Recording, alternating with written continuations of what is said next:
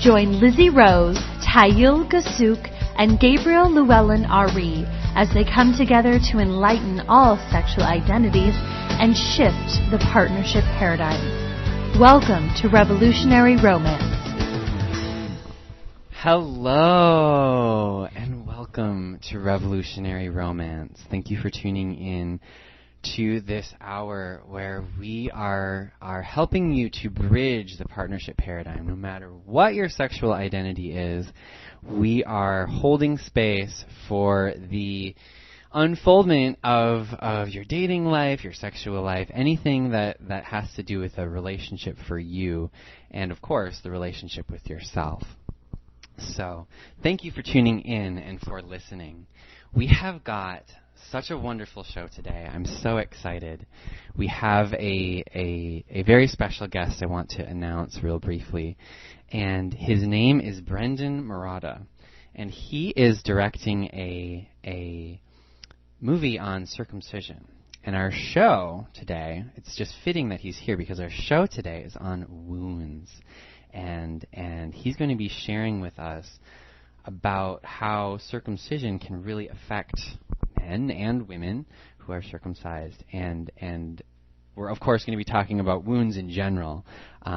So it's going to be a really exciting and feeling-based show today. So thank you so much for tuning in and for listening. I did say on the last show that our host of Bridging Heaven and Earth, Lizzie Beloved, would be joining us for this show, but she is not able to do that. In fact, it was her birthday yesterday. Happy birthday, Lizzie! But she will be joining us soon, and we will of course keep you posted. And so what we're going to do now is we're going to introduce our panel of hosts. Today we have 4 hosts, including me, who are going to bring different perspectives and different levels of awareness to this thing called love, this called relationships and wounds. So I will just begin, I guess. My name is Gabriel Llhewellyn-Ari. I am the founder and CEO of Realms Radio, and I am really excited to be a part of this show because I am basically being the ambassador for gay men and sharing that perspective of life and bringing that to the table here with us today. And I'd also like to invite you as a listener to take this moment with us in our opening circle, which is what we're doing right now. And I invite you to think about 2 things that you would like to let go of right now, and 2 things that you would like to invite in. It's really about bringing in spirit into your space, really reestablishing that connection within yourself. And we're going to go around the room and do that. And while we're doing that, I invite you to do that yourself. So 2 things that I would like to let go of are self-criticism and perfection. And 2 things that I am excited to call in, that I'm calling in right now, are self-love and peace. And now we will pass the mic around, and we will hear from the rest of our hosts. Hi, Lizzie Rose here. I am the proud lesbian of the group, and I am currently beginning my practice as a massage therapist.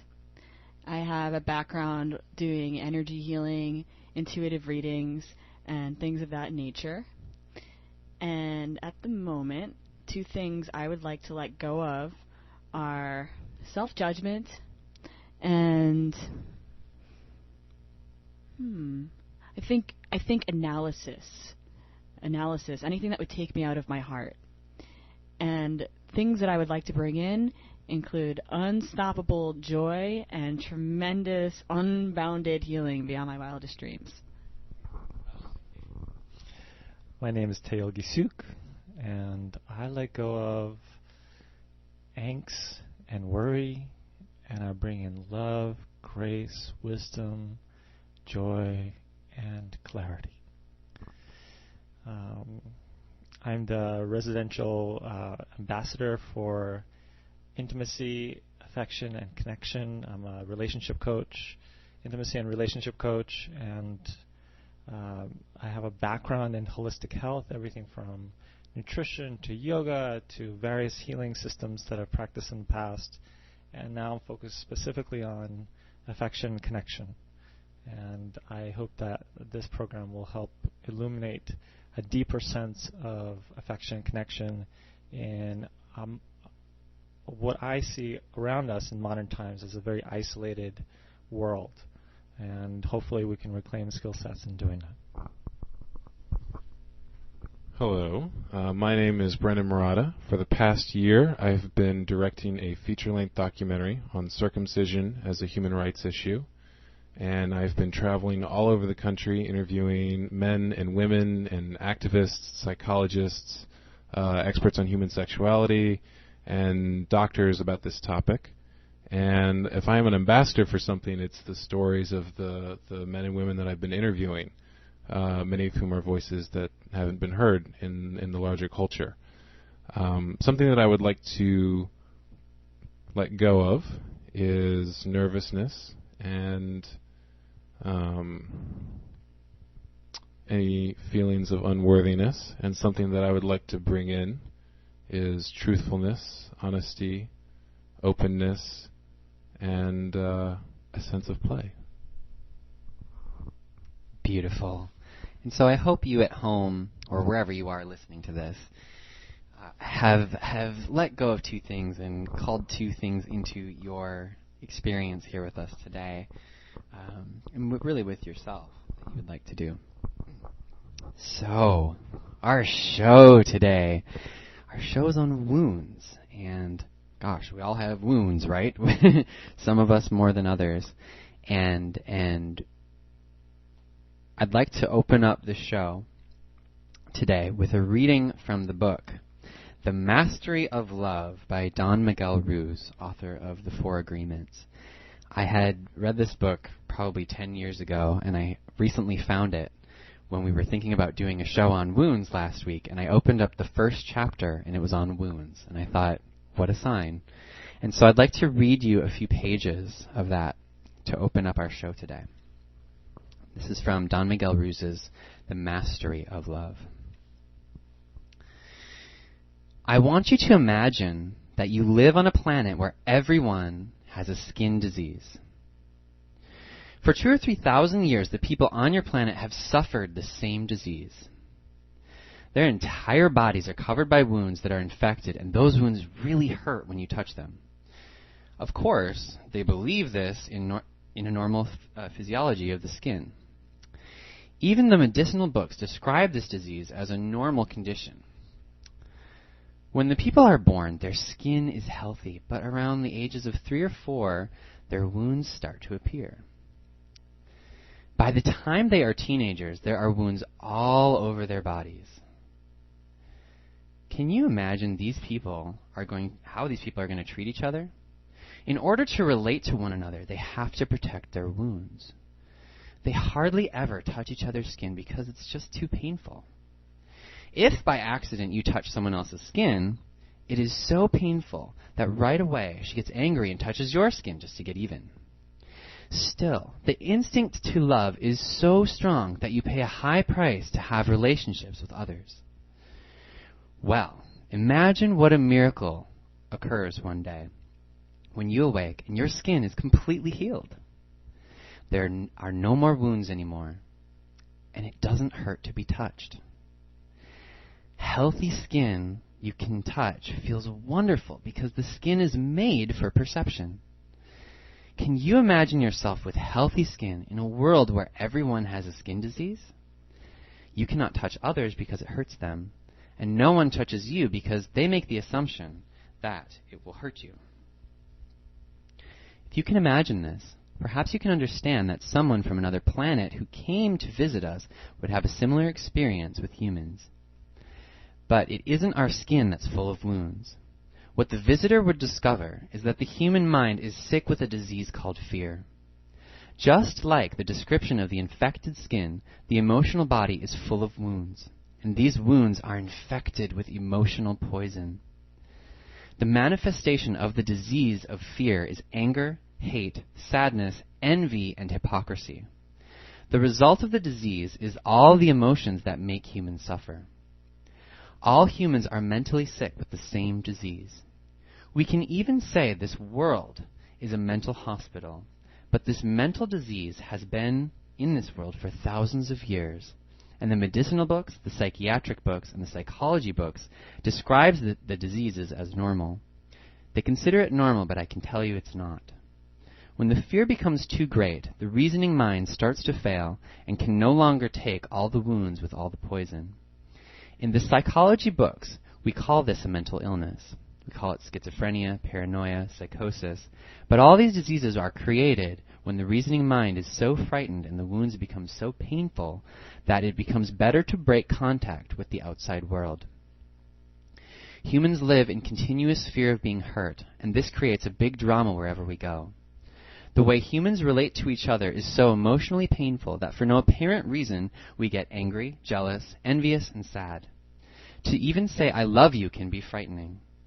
But even if it's painful and fearful to have an emotional interaction, still we keep going. We enter into a relationship, we get married, and we have children. In order to protect our emotional wounds, and because of our fear of being hurt, humans create something very sophisticated in the mind. A big denial system. In that denial system, we become the perfect liars. We lie so perfectly that we lie to ourselves and we even believe our own lies. We don't notice we are lying, and sometimes, even when we know we are lying, we justify the lie and excuse the lie to protect ourselves from the pain of our wounds. The denial system is like a wall of fog in front of our eyes that blinds us from seeing the truth. We wear a social mask because it's too painful to see ourselves or to let others see us as we really are. And the denial system lets us protect or pretend that everyone believes what we want them to believe. We put up these barriers for our protection and to keep other people away. But those barriers also keep us inside, restricting our freedom. Humans cover themselves and protect themselves when someone says, "You're pushing my buttons." That's not exactly true. What is true is that you are touching a wound in his mind, and he reacts because it hurts.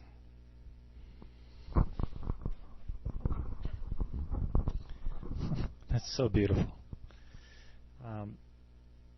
I just want to, for me, I create a distinction between healthy fear and unhealthy fear.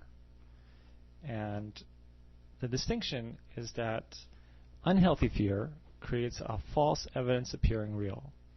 It is a state of grandeur, of something looking bigger than it really is, and the end result of that would be a trauma state, fight, flight, freeze, or disassociation. A healthy fear is also needed.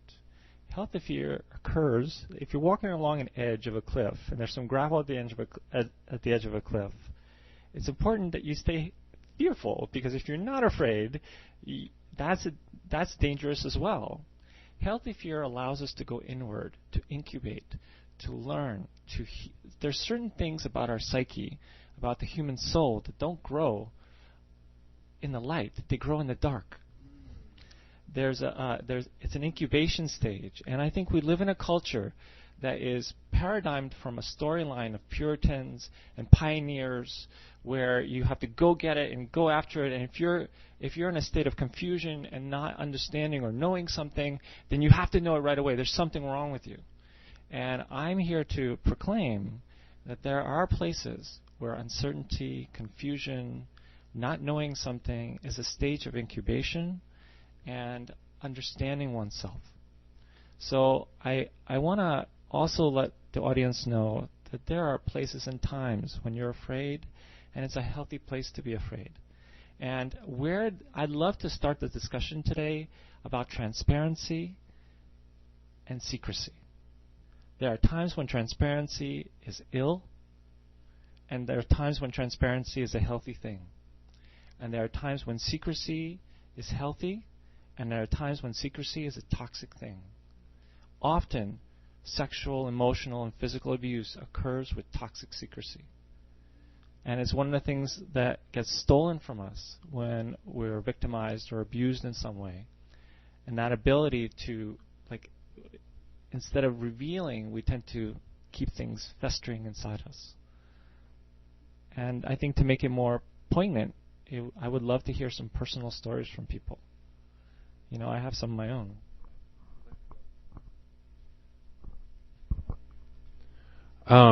Well, I can share a story, and I guess in a way also introduce myself. You're talking about toxic secrets and things that we don't talk about in the culture. And the topic of my documentary, Circumcision, is something that is, even the word, people cringe a little bit when you bring it up. It's like, oh, something weird there. I don't want to talk about it.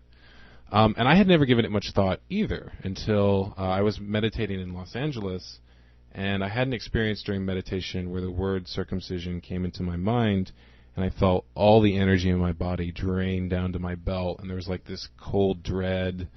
And it happened more than once during this meditation, and I was like, what was that? And so I went home and started researching it. It was a topic I had never given much thought. And the first thing that came up was that I found out that they used to, and still do actually, about half of circumcisions are done without anesthesia. And you can imagine, a newborn infant having his genitals cut, and when the infants scream in pain when this happens, and that trauma stays in the body in a certain way. It was interesting to hear you, Gabe, talk about the read from that book and this idea of wounds appearing on people that they don't talk about. And circumcision leaves a scar, and it's the most common surgery in America, and yet it's something that we don't talk about, and we don't talk about the effects of it. So it's interesting to hear you guys talk about these wounds in particular, because I think that all of this applies to a lot of the people I've interviewed in the documentary. Wow. Yeah. I just had a little bit of an aha moment when you were sharing that, and then just reading this excerpt from the book. It's like, wow, how long have I been carrying this thing with my own circumcision, because I'm circumcised. And I was telling Brendon earlier, we were talking, and I was telling him that just thinking about circumcision, or when my attention is placed on it, I felt very tense. I felt scared, and so that told me that there was something there for me to explore, and I didn't know what that was really.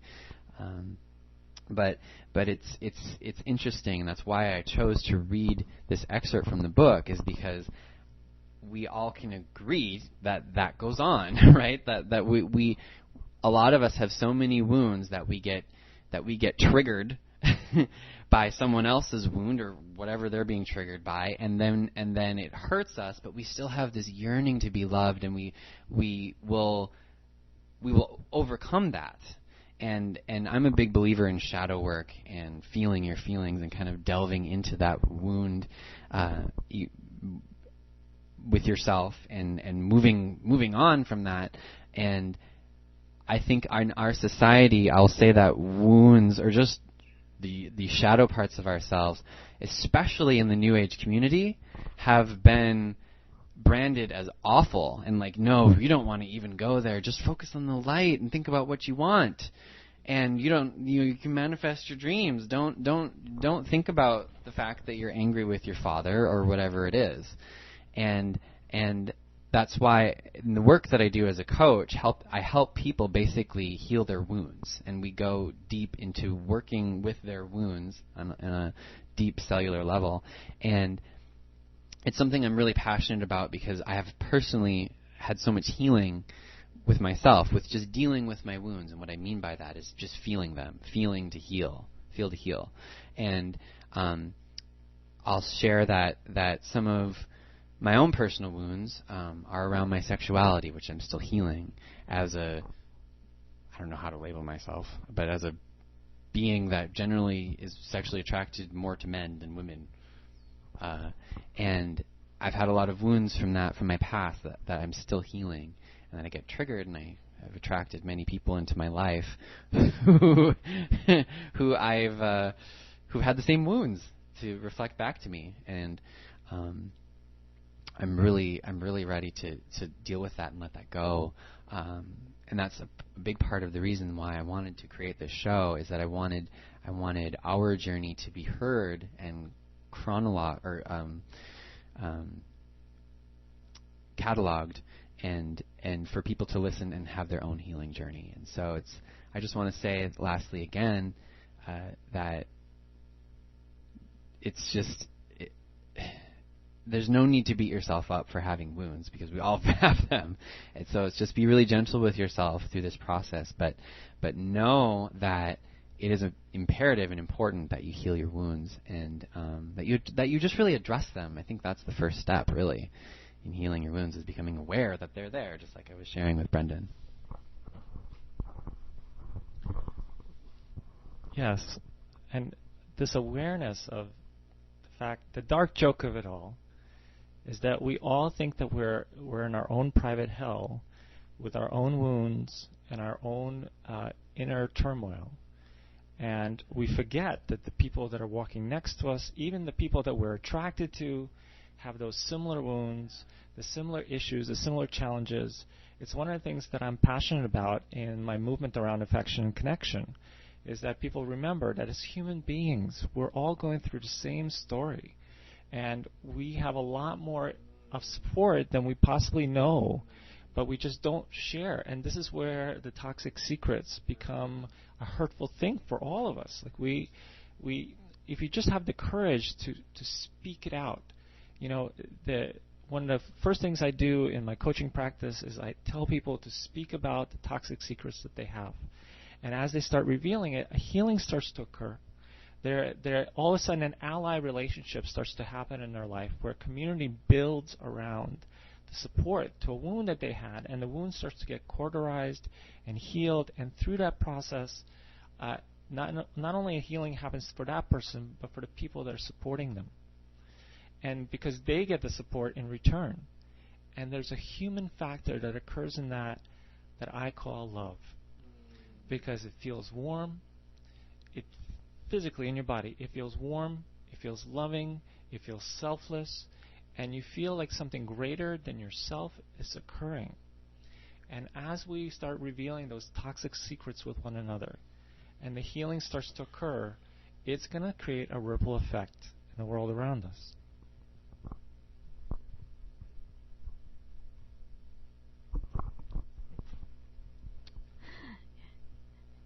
Yes, Teal. I would say that one of my deepest wounds has been around really being able to speak my voice and get it out and have it heard, and to let go of those judgments that I'm not worthy, or that I'm small, or I have nothing to share, or that somehow whatever I have going on makes me so different and separate from everybody else that they could never possibly relate. And I've been finding more and more that as I bust through that fear and that tremor in my heart, that feeling like I need to run out of a room or something, as I bust through that and actually speak my voice and open up, I'm finding that that's really allowing people to come into my world and to connect with me. And it just every time I really open up and express what's truly going on for me, it just opens the room, I guess. It really facilitates genuine connection that I hadn't experienced before.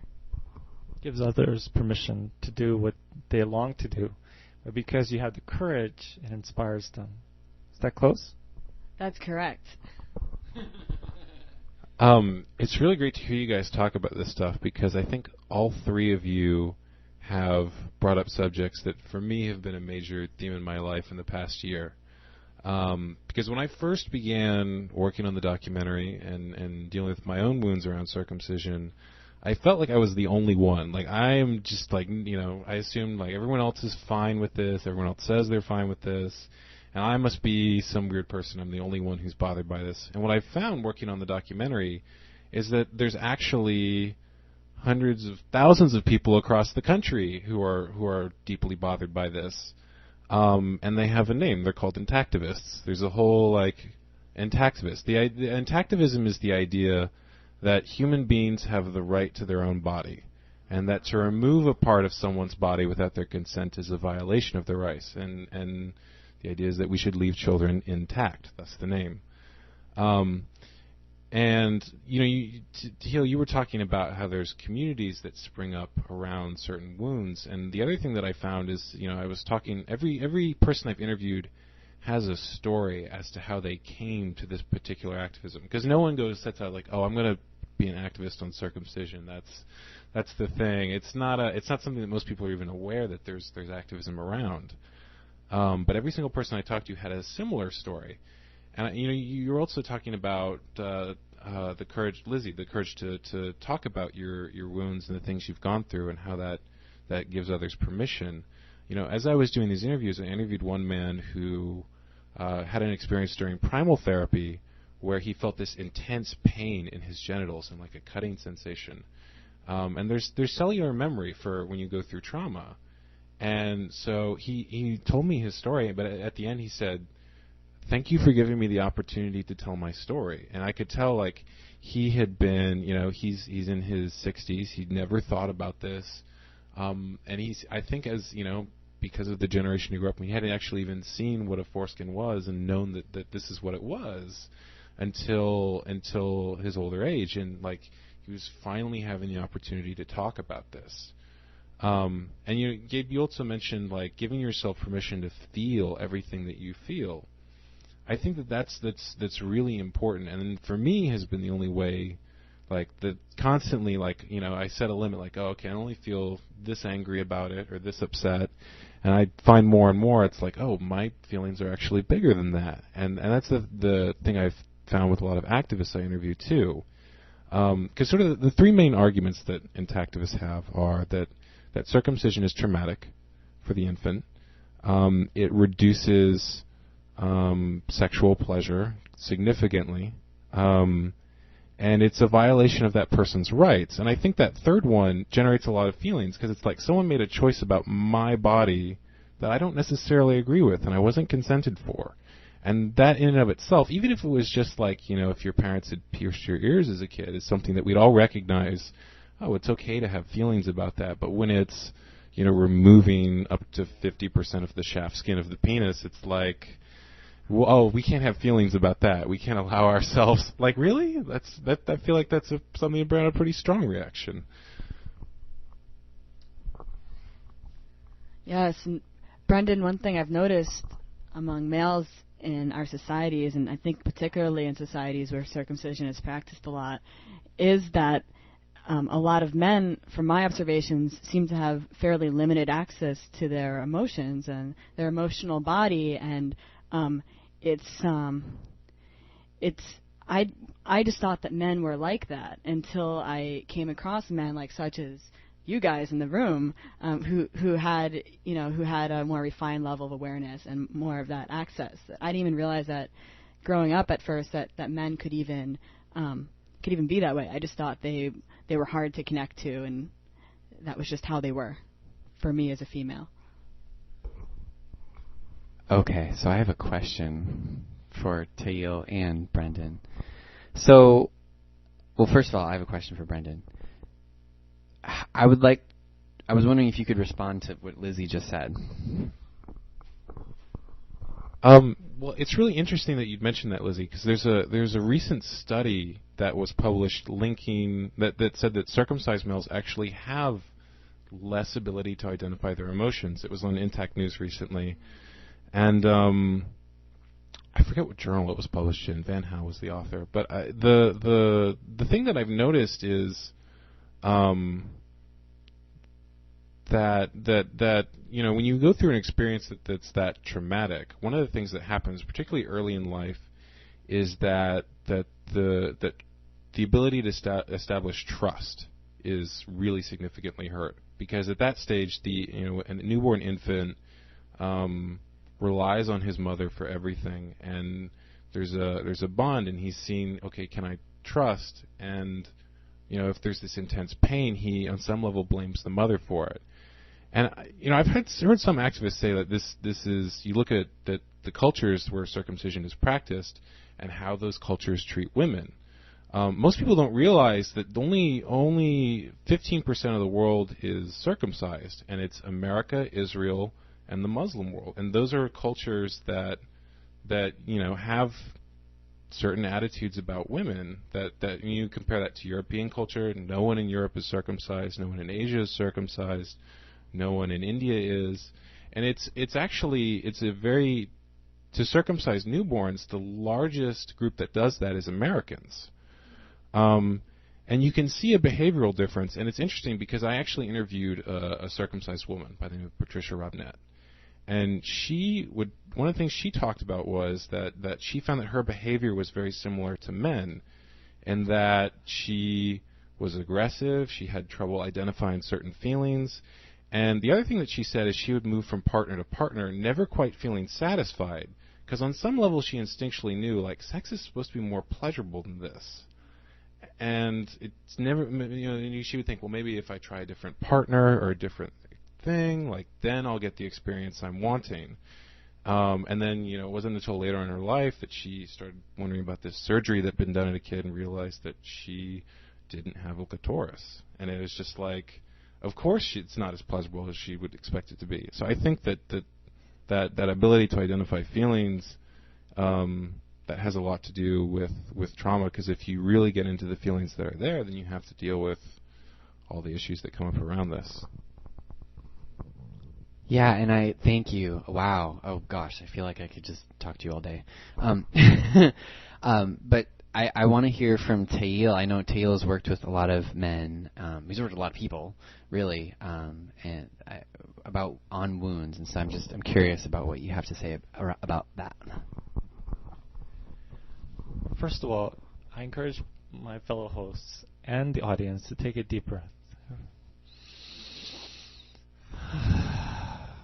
One of the first things that starts to happen as you talk about wounds, as you start to feel things come up, your body starts to tighten, your solar plexus start to get more locked up, and your breathing starts to get more shallow. Everybody, tighten your jaw for a moment. Lock your jaw and take a deep breath. See what happens. Okay, now relax. Now relax your jaw. Now take a deep breath. Good. So your jaw is directly interrelated with your pelvis, your hara, your tanjin, your center of your body, right? And the first thing that happens when a person gets locked up into trauma is that their jaw locks up, and the breathing locks up, and the pelvis locks up. So as we're talking about these difficult subjects, keep breathing deeply, keep your jaw relaxed, shake the jaw side to side, deep breaths into your belly, and stay as present and as sober to the situation as possible. Having said that, imagine for a moment that you're an infant or a child, and there's a world full of giants. People call them adults. And your whole life is dependent on these giants. Your whole system is set up to bond, entrain, and to get supported by these giants. And one of these giants decides to make a choice because somebody told them that it's for the good of your child to snip a part off you and feel the pain of that. These kind of things happen every day. Everything from dentistry to enemas to cutting parts off from the very thing that's going to give that child pleasure in the future. So many traumas occur day to day as part of normal human experience that we call this so-called civilization. This is what we live in. And then we wonder why we have issues around touch and connection and being affectionate with one another. And this is happening at primal stages of our life, when we are forming a sense of bonding, a sense of connecting with others. Please be gentle with yourself as you uncover and discover these wounds that come inside of you. They're much deeper than you might imagine. and start to reclaim, love, and honor the body parts that might have, because at that point, you did not have a choice. You cannot look at the wounds that you have in an adult state of being. Because when that was happening, it is no different than sexual abuse, physical abuse, emotional abuse. The very act of abuse occurs with usually an ignorance that is passed down from generation to generation, and is just simply not in your control at all. What child has a capacity at all to make a choice? They're completely dependent on the people around them. So it's important that you get that. Connect with parts of you that did not have a choice. And those choices were made for you. Now, having said this, I want to tell you my story. Right? I didn't get circumcised until I was 8 years old. I was born in Russia. Now it's called Ukraine, in Odessa. And as Brendon said, we don't get circumcised there. When we came here, my parents were talked into my circumcision. My father was talked about it, said it was the healthier thing.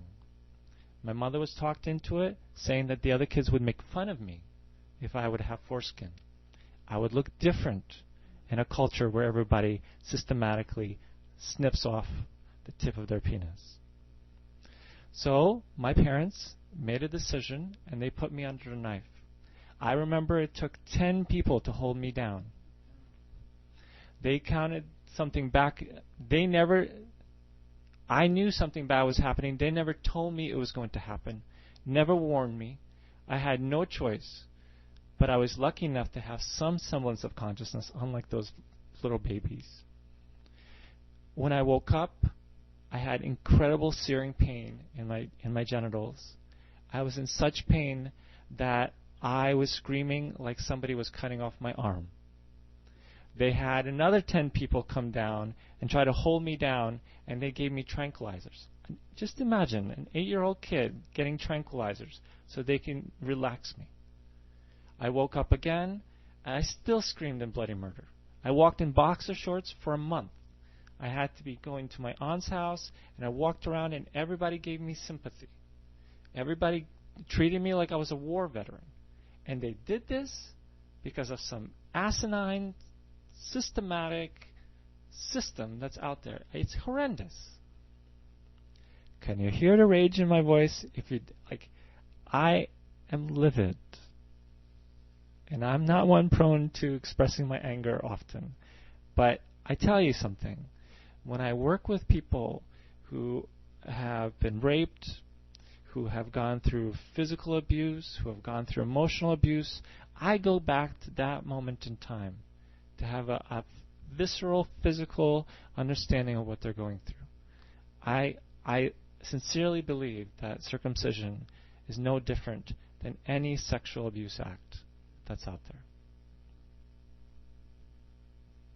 Everybody take a deep breath.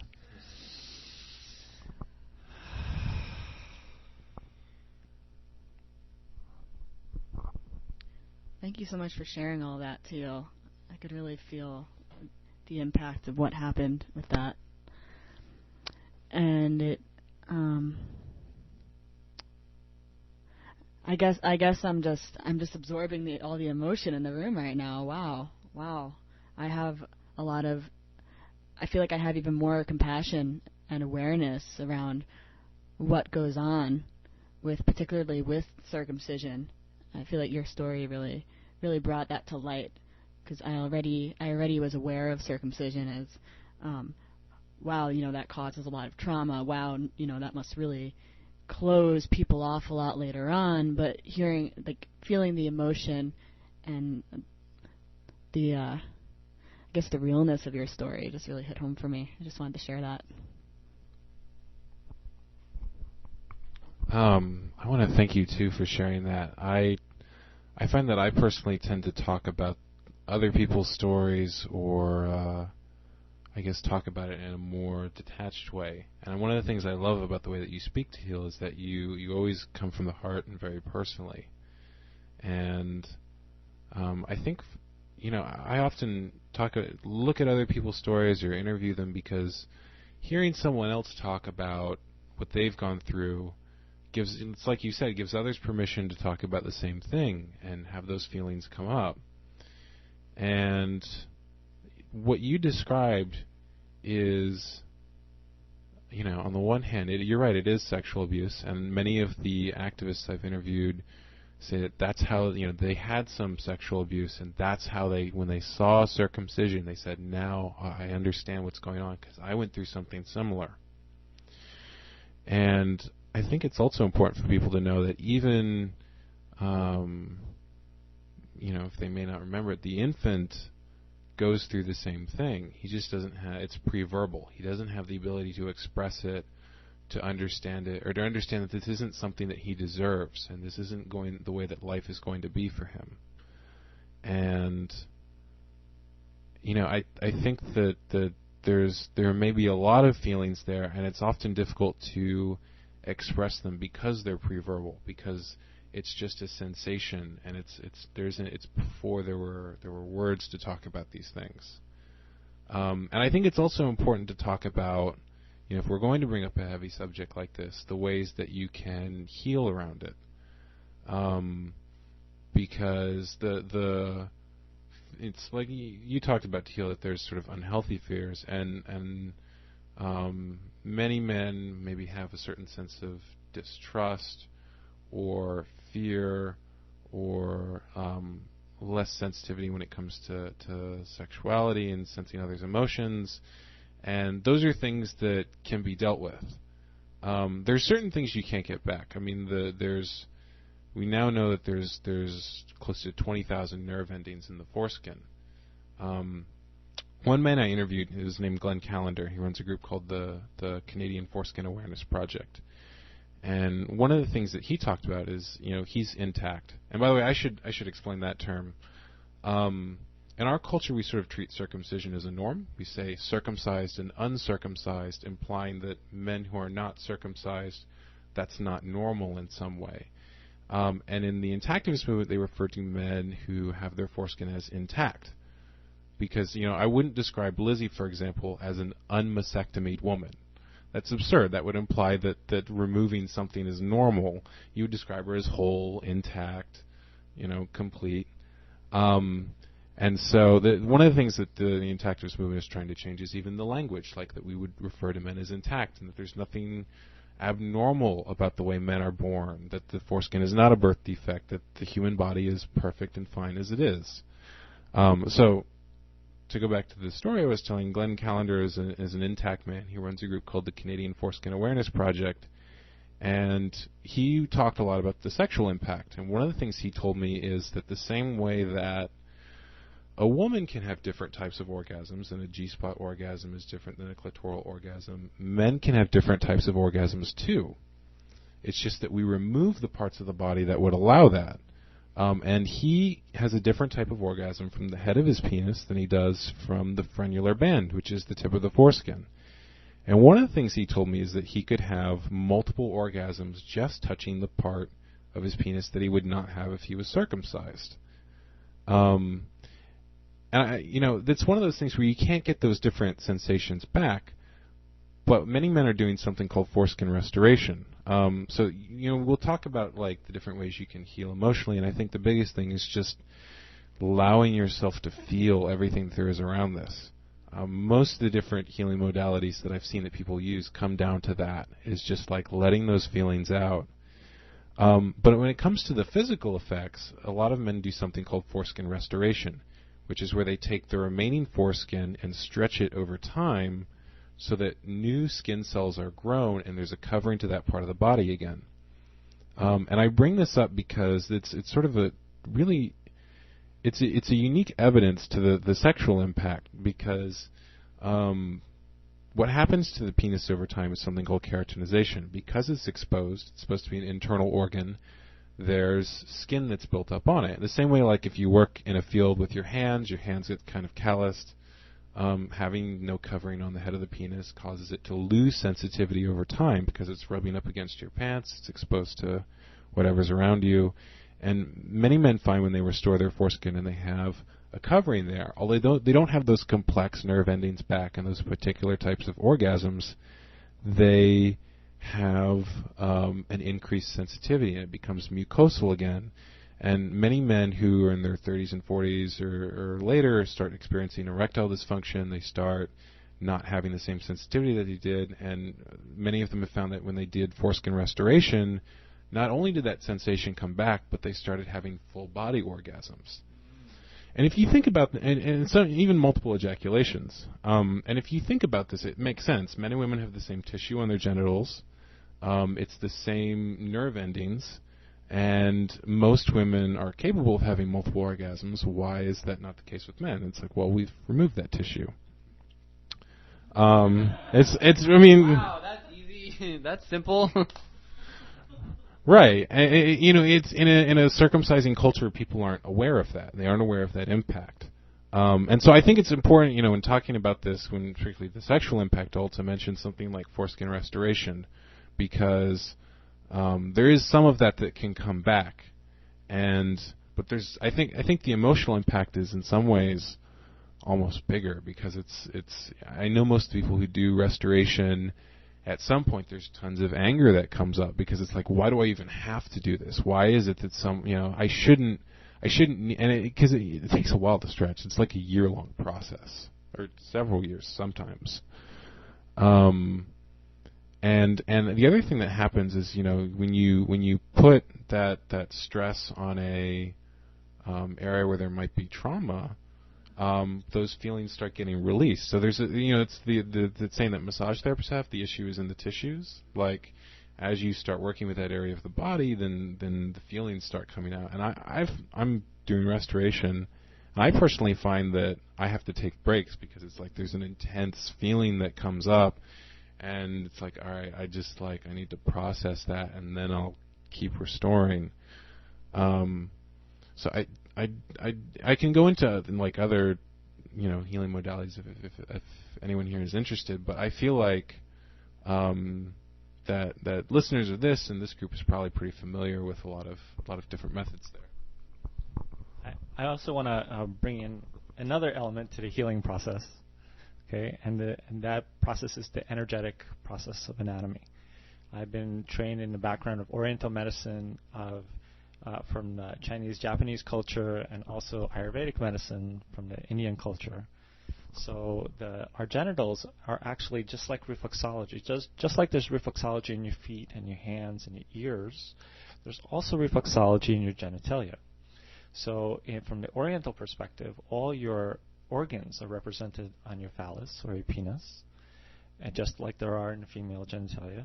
Also, the entire chakra system is represented in your genitalia, just as in both men and women. And the base of the root chakra is found at the base of the penis, and the chakras go up the phallus. The tip of the phallus is represented by the 4th, 5th, and 6th and 7th chakras.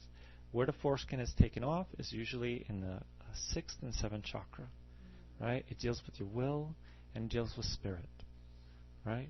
And so the more that men can come into their power around their spirituality, around their willpower, around vision and in-vision, many deep healings will start to occur, right?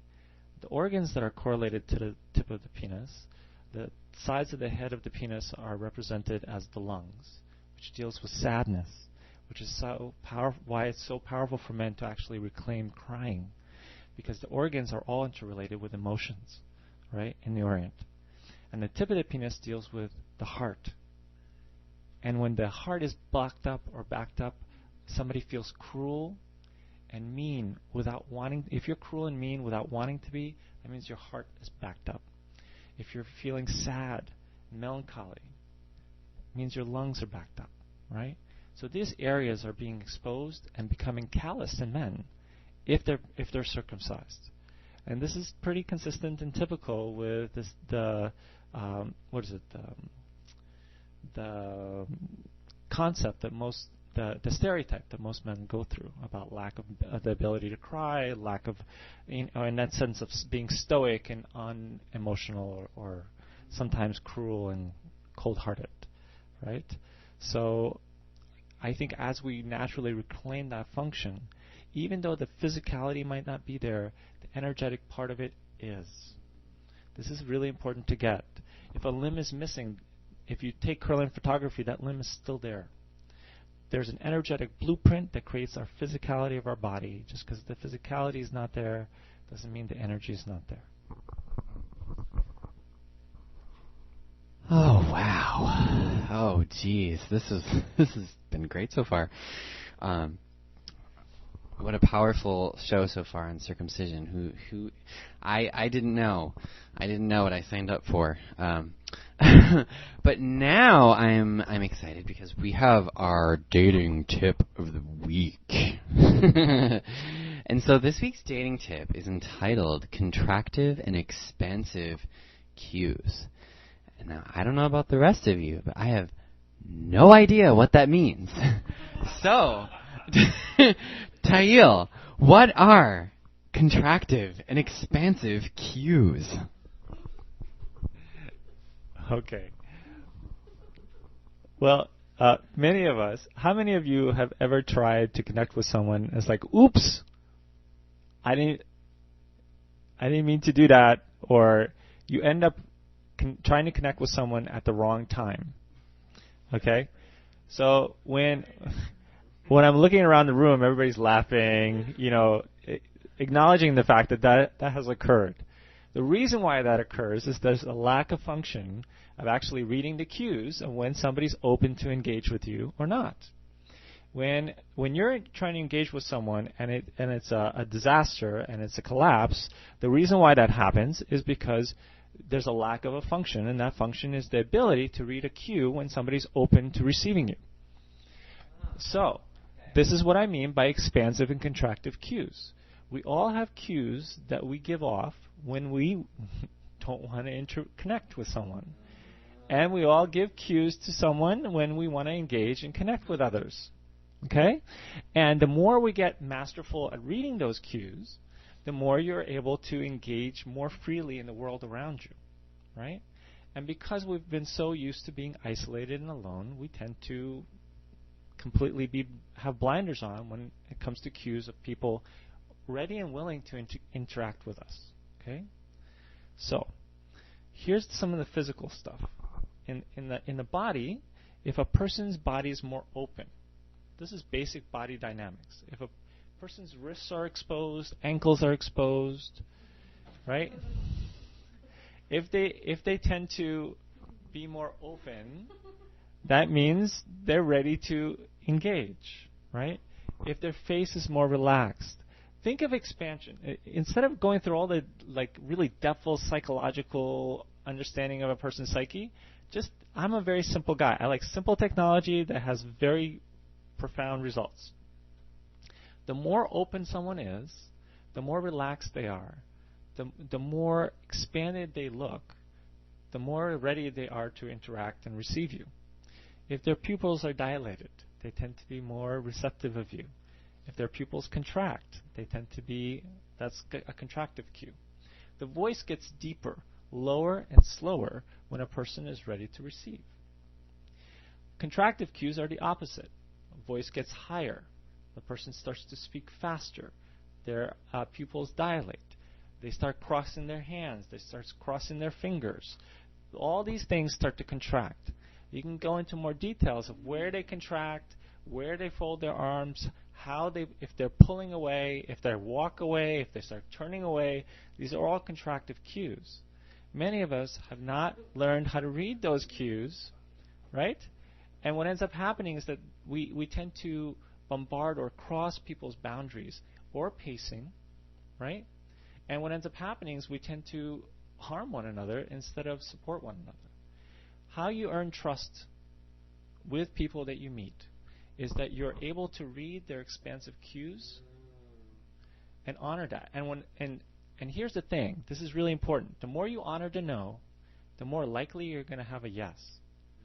So it's just as important to read the contractive cues as it is the expansive cues, because the more you can read the contractive cues, especially with 40% of us with having physical, emotional, and sexual abuse, the more we can read the contractive cues and honor that, the more likely that person is willing to open up and give you expansive cues. For example, like when I see a contractive cues coming from someone, I ask. I always ask, is it okay? I have a sense of. Could I?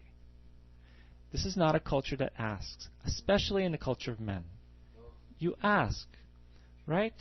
And you say thank you. And if somebody says no, you honor it. The more no's you honor, the more likely you're going to have yeses that are sincere, right? And the more we can empower women to say no, the more empowered women will say yes.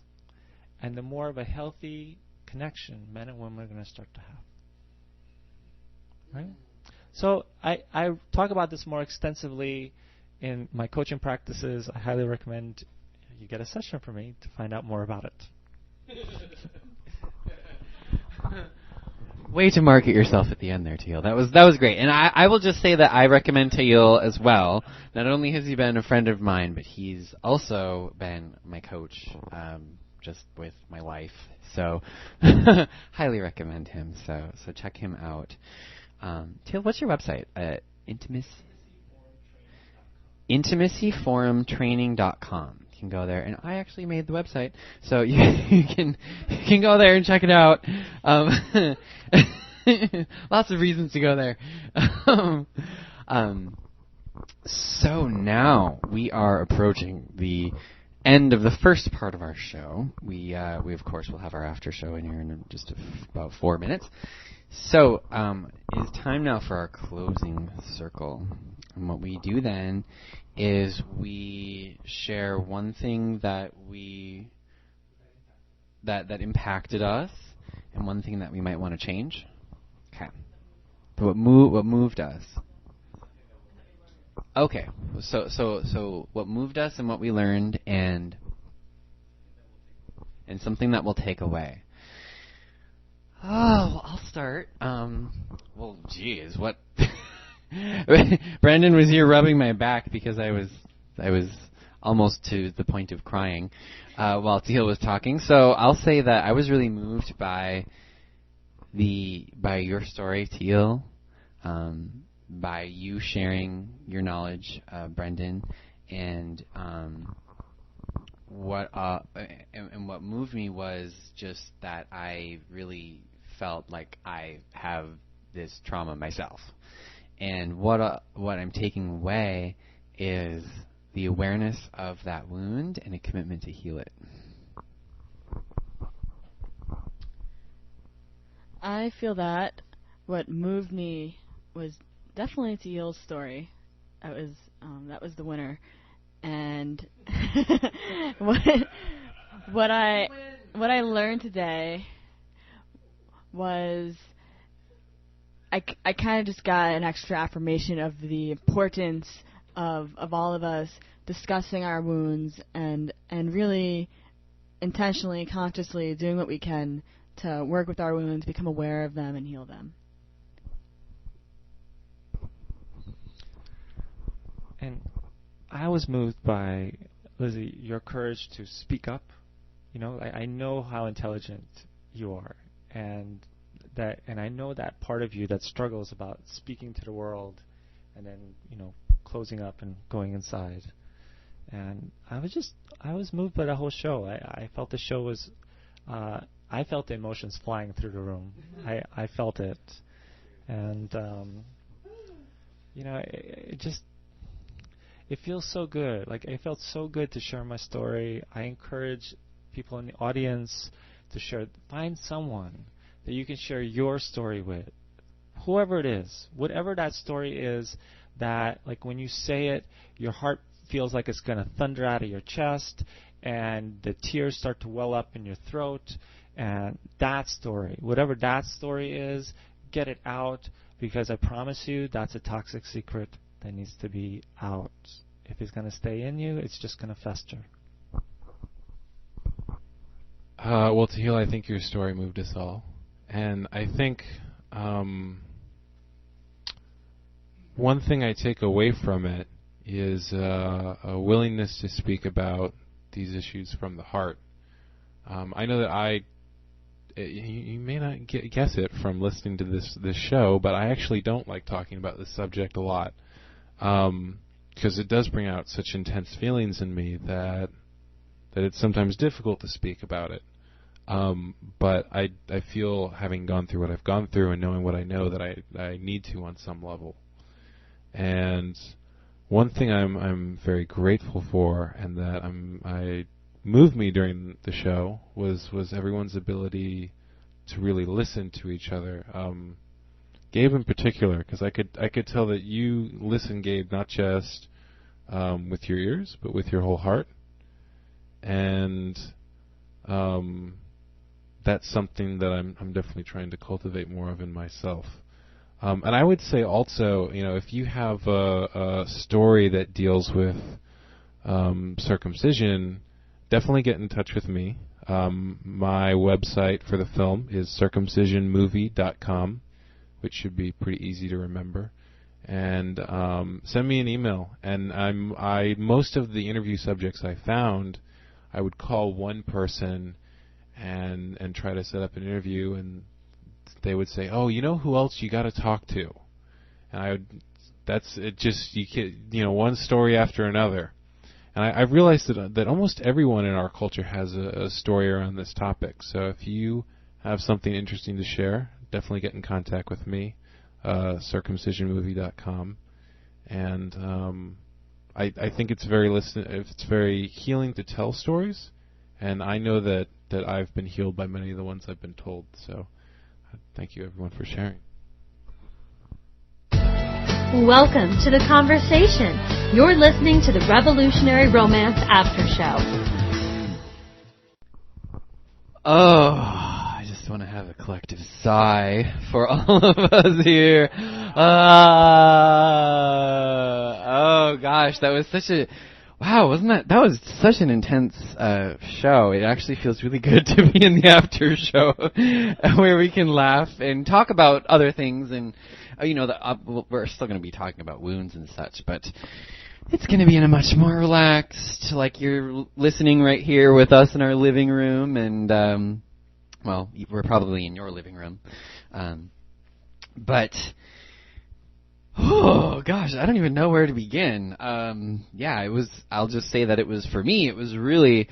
I had something come up, as you all may have noticed. Just for me, that I realized that I probably have some wounds around circumcision, around myself, being circumcised at such a young age, and I don't remember it obviously. But hearing your story, Theo, of the circumcision, it was like I could feel it in my body. I could feel my spirit get frustrated and angry, and it was really bizarre for me. I actually felt speechless, which is why I didn't talk about it. I actually had to step out for a moment. That's why I didn't really talk, because I didn't really feel like I had the space to share what was going on with me, but I was going through it. So yes. Anyone else have any thoughts on the show, or just want to talk about anything? Teal. I always want to talk about trauma. Just because I don't think it's very well understood in our culture, and I think it's a culture of trauma. Like, we're all walking traumatized beings, and nobody's actually talking to us about it, right? So what ends up happening is we get re-traumatized. And there's the first thing I gotta say about trauma, and I can start this conversation with everybody about this, is there's two types of trauma. One type of trauma is a sudden one. This is like the most common one that you might know is, like the Vietnam vets. You go to war, there's like a sudden shock, a bomb, a boom, something happens, and there's a instant trauma in your body, and it's just locked in there, and the circumstances line up in a certain way, and poof, trauma occurs. Another way trauma occurs, and this is something that's less known about a trauma state, because some of us have like this vague view of what trauma is, but not really. The other way that trauma occurs is through, it's kind of like this. It's like, the analogy is like a frog jumping into hot water, right? Sometimes trauma is like a frog jumping into hot water and goes, ah! And jumps out, and then forevermore, every time it sees water, it goes, ah! Right? And it's a trauma effect. But the other trauma is more of a steady one, over time. And this occurs many times when people are in traumatic situations where they feel pressured by the circumstance that they should stay in the situation or relationship, and they don't go. Some of the most turbulent traumas occur in people staying in relationships where they don't have the capacity to support their partner, or their partner doesn't have the capacity to support them, even if two people are loving each other, and it's hell on earth. And that would be like the frog jumping in the water and the heat going up really slow until the frog boils to death. There are people who literally get boiled to death in their relationships and their connections with certain circumstances in the world. And I saw you raise your hand, Gabe, so you're the one that's up now. Share some stories. I was going to ask a question, but okay. Well, I was thinking about my own trauma with my sexuality and my parents. And while you were talking about trauma and linking it to relationships, I thought, well, parents, that seems like a pretty slowly activating trauma there for a lot of people, because they like, I know for myself as a child, I wanted to run away, and I didn't because I didn't know how I was going to survive. So that's what I was wondering about, I think, is maybe can you touch on that a little bit? Because I think a lot of people, the majority of people go through that. Yeah, of course I can. I've been known to come up with really simple technology that has a very profound effect on people. And I think about this stuff a lot. Like, most people don't realize this. I don't work more than 12 hours a week. Most of my time is spent in mystical time. I think very deep thoughts. I was very inspired by lamas. You know, there are lamas, and their sacred path is to chew on cocoa leaves, right? And think very deep thoughts and penetrate the mysteries of the universe. And this is how, and that's their function in their tribe, you know. And I took on that, you know, I decided that after I turned 40, I'm going to take on the mystical path. And most of my life I've spent thinking very deeply about things that most people don't have time to think about. And I just set up this space to do that. And this is why I love being a coach. I get to talk about the things I discover, thinking in mystical space, and I bring it and deliver it to people as I talk to them. So check this out. There are 4 ways that trauma occurs: fight, flight, freezing, and disassociation. The fight and flight is the yang version of it. It is in our body. It's visceral. When a trauma response occurs, you either want to go, Argh! Or you want to bolt from the door. If you're wanting to run away, is a clue that was a flight. Okay? So on a very tangible body-based way in your body, how I think that the functions, how I reclaim functions, missing functions, is that if flight is one of your trauma points, as a holistic practitioner, somebody who had a background in dealing with people around health, I found that illness is not the problem. It's a solution to a problem. It's nature's empathy and compassion letting us know the wisdom of what we need to pay attention to. Trauma is no different. If you're having a tendency to have flight as a trauma response, you need to learn how to leave a situation on time. People who are constantly having a traumatic experience of flight, in other words, if your partner's constantly chasing you around the room, if you're having a conflict, or if you're always the one that's trying to avoid the situation, you're always wanting, and you know, that's flight, okay? You know, that's a trauma response of flight.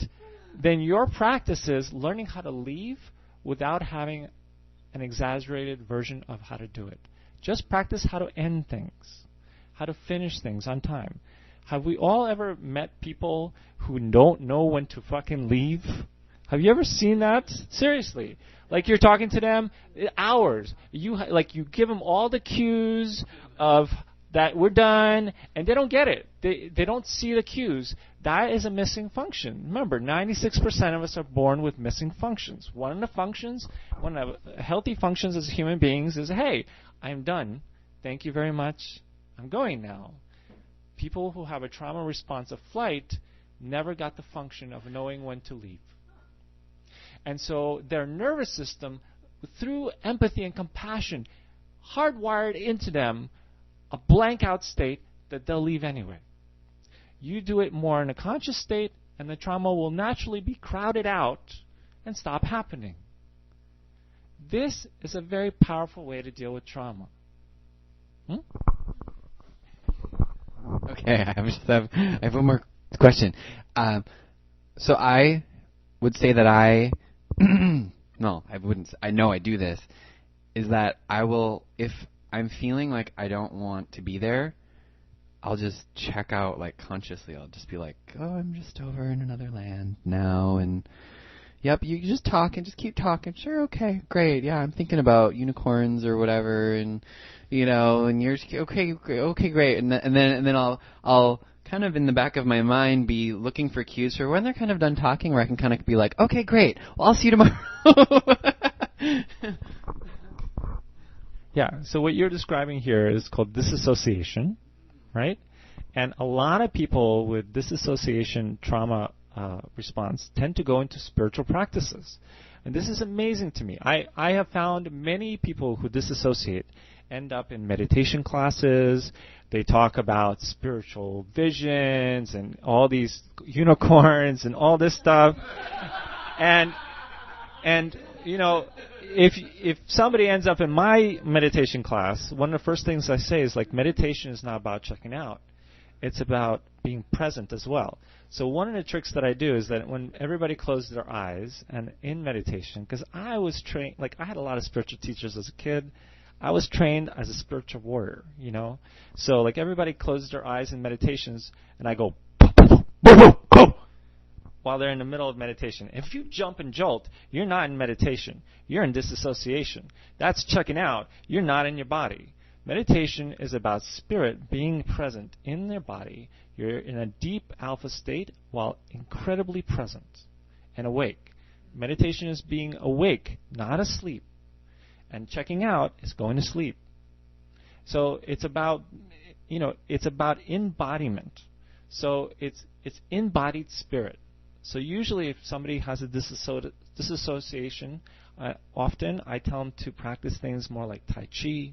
I tell them to practice more physical, embodied spiritual practices that get them in touch and present and sober to the experience. And to practice the vocabulary and the function, the human function of saying, thank you so much, but I've had enough. That means going with all the stuff that's been conditioned. Like, you might sound like an asshole sometimes. You might sound like the guy who, but you'll have to deal with the confrontation of yourself with the image of being a nice guy or a nice gal. Not because you're not nice, it's just that you're clear, like you're done. You're being honest. And the more you honor that honesty, the more you honor that, the more clear you're going to get about how to disengage in a healthy manner. And when somebody doesn't know how to disengage in a healthy manner in front of you, you're going to be able to notice that and say, hey, we're done here. How can I support you in knowing that when we're done, we're done? Thank you for bringing that topic up. Disassociation has in the past been my response, and so I'm glad that Gabe, that you mentioned that and that you sort of explained it to Heal. For me, I mentioned that I had trauma around circumcision. One of the things that I learned that I realized is sort of a root of dissociation for me is that often children, when they're being circumcised, they'll initially scream, and they'll go silent, and oftentimes they won't say anything at all, and people will say, "Oh, he slept right through it," and that's their adult explanation of what's going on with the child. But what's really happening is that the pain is so intense that they dissociate. Since they can't escape physically, they escape psychologically. And you mentioned, Teal, flight is, the thing that's probably what the child would like to do, is just run away, but they actually strap the child down when they do this. And so for me, like, I've definitely been guilty of disassociation and using, in the past, like using spiritual practice as a way to avoid confronting certain things. And I was really thankful that when I got into meditation, what I got into was zazen and this practice of meditating with your eyes open and being totally present with your body. And that's all that this type of meditation is. You're just present with what is. And I would say also the other thing that really helped me with dissociation, and this might sound like a weird suggestion, but acting classes.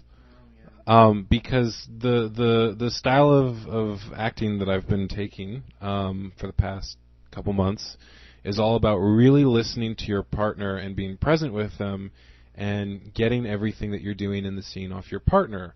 And you can't do that if you disassociate. And no one wants to watch an actor on stage who's like somewhere else. That's, we want to see humans really engaged. And so those are the things that really help me. It's interesting that you should mention trauma because the working title for my film at one point was The Hidden Trauma, which comes from a book by Ron Goldman, who's probably the psychologist who's studied this the most, and he wrote a book called Circumcision: The Hidden Trauma. But I'd love it if you could just share more about ways that people can approach that, or can, what's the word I'm looking for? How to become more engaged. It starts with the things I talked about earlier in our radio show, right? The breathing, trying to breathe with your jaw stiff and tight was really challenging. The moment you relaxed your jaw, the ability to breathe got easier. Simple presence techniques come with just simply becoming aware of your body. Your breathing is a very powerful spiritual gate. All the yogis, all the mystics talk about breath as the doorway through the conscious world into the unconscious world. Think of it this way. The exhale is the expression of ease and the feminine, the expansion. The inhale is the inhale is the expansion and the ease and the relaxation. So the longer the inhale we have, the more we're in touch with our feminine. The longer the exhale we have, the more we're in touch with our masculine, right? So just by becoming aware of your breathing, if your inhale is longer than your exhale, you tend to be more in touch with inner beings of who you are, right? If your exhale is longer, you have a tendency to be aware of more of the people around you, more of your surroundings. So extroverts tend to have more longer exhales. Introverts tend to have longer inhales. And presence occurs between the inhale and the exhale. There is a pause between the inhalation and exhalation. As the pause gets longer, we get more grounded, more centered, more present, and more accounted for. Okay? So, having said this, there are 3 different types of areas where you can find that state of presence. There's only 3 senses that are able to go forward and back. Sight, breath, and touch. So have you noticed that there could be an aggressive touch or an assertive touch? There could also be a passive touch. So, and there could be an assertive sight, an alluring sight, or a neutral sight. The neutral sight they call the puja eyes. You see this in the Buddha, like you see this in Tantra halls all the time. The puja eyes are neither giving or taking. They're just neutral. So when you're in a neutral state of touch, sight, and focus on the pause, that's the most present you can be with another human being. That is Tantra. That is sacred sexuality at its very core and very essence. And when you can practice that, and when two people practice, when you do that in front of another person, you're calling them into spirit. You're calling them into presence. If 2 people consciously do this together, that's Tantra. That's sacred sexuality in practice. That's communion. That is the closest thing that we can have to being one with another.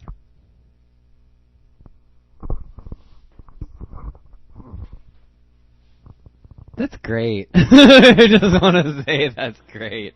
I think we need to at some point do a show on Tantra because I want to learn more about that. But we just covered the fundamentals of it right there.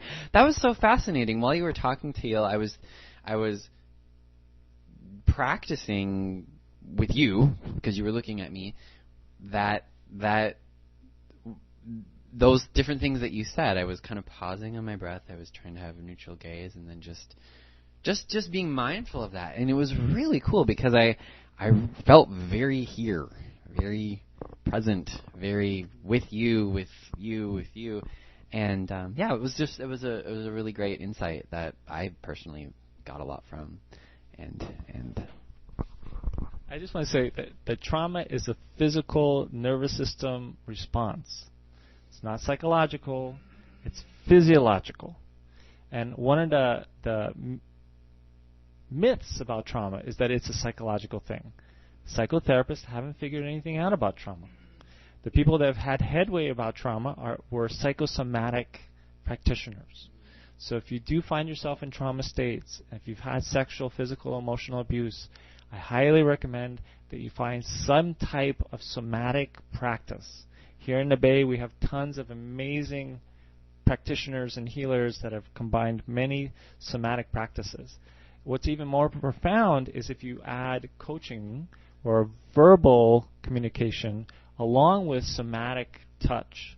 Now, what I've done that's very unique in my coaching practice is I've actually mapped out emotions in the body, and I've mapped out core values of people that most people connect on in the human body, and I incorporate people having self-touch, and actually incorporate touch along with the talking coaching. It's interesting hearing you talk about that, because most of the people I've interviewed for the documentary, I tend to find that they tend to heal one of three different ways. They heal through foreskin restoration, activism. They feel like going out and preventing others from going through the same thing is really helpful. But most of the third one is therapy, and most of the people don't do. It's usually not talk therapy. It's a physical practice. And people tend towards things like hypnotherapy or primal therapy or like body practices. I know one person, he had like a big release of trauma during a massage because someone was just working with him, and like, yeah, there's something about like once you can talk about the energy all you want, but once you get it physically moving, it's like, oh, I can let go of it. Yes, some of the body work I've been learning actually deals like very directly with trauma and does use those psychosomatic methods you're talking about. And I found one particularly useful thing that I've witnessed being done during body work was where people were actually being led to regress to being back into the womb or to being born. And we even sometimes would do things that was almost like a rebirthing sort of thing with like pillows over somebody or going through the birth canal or different stuff like that, or putting pressure on somebody's head or feet in certain ways.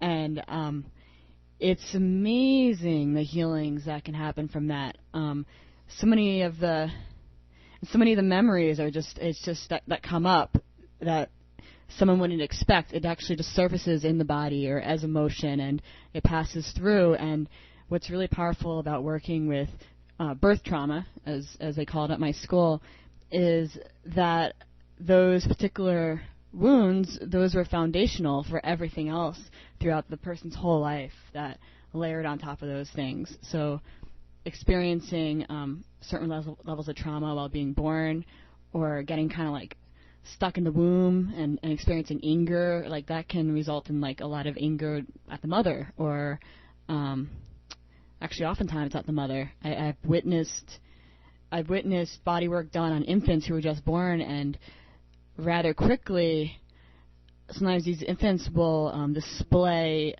fury.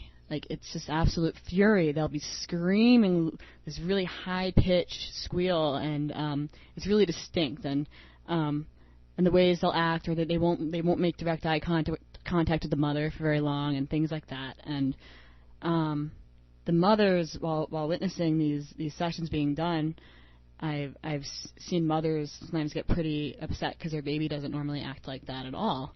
And but once a lot of the emotions release with this infant, they truly start acting very differently towards their mother. They'll be making longer eye contact, and their demeanor will just overall seem calmer. And yes, I could ramble about this for a while, but it's powerful stuff, psychosomatic work.